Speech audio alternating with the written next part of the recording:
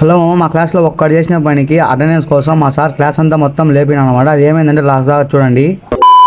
Hello మామ, ఈరోజు మా ఇంగ్లీష్ మీడియం పేపర్లు ఇచ్చాను అనమాట. మా ఊరు రాసిన రాతలు మేడం చూసి షాక్ అయిపోయింది. మిమ్మల్ని కాలేజీకి పంపిస్తున్నారు చదువుకోవడానికి. ఇన్ని సంవత్సరాలు విని విని ఇసుగెత్తిపోయింది.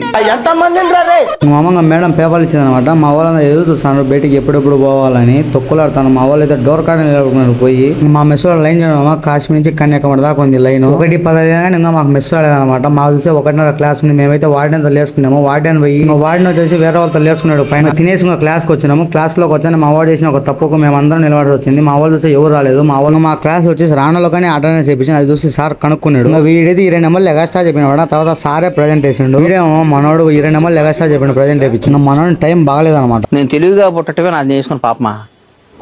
ఇంకా మాకైతే ఐపీఎల్ క్విజ్ ఎగ్జామ్ పెట్టానమాట. అది మా సార్ వచ్చేసి ఒక్కొక్కరు ఎగ్జామ్ అయితే ఇరగదీసాను అనమాట. 25 అంతా ఫోన్ చేయి చాట్ జీపీటీ అంతా మన వాళ్ళంతా. అంటే ఎగ్జామ్ అయిపోయిందో లేదా మా వాళ్ళంతా ఫుల్ మ్యాచ్ లో బిజీగా ఉన్నారు. ఒక్కొక్కరు అన్నయ్య ఈ నా కొడుకుని నమ్మద్దండి అమ్మ.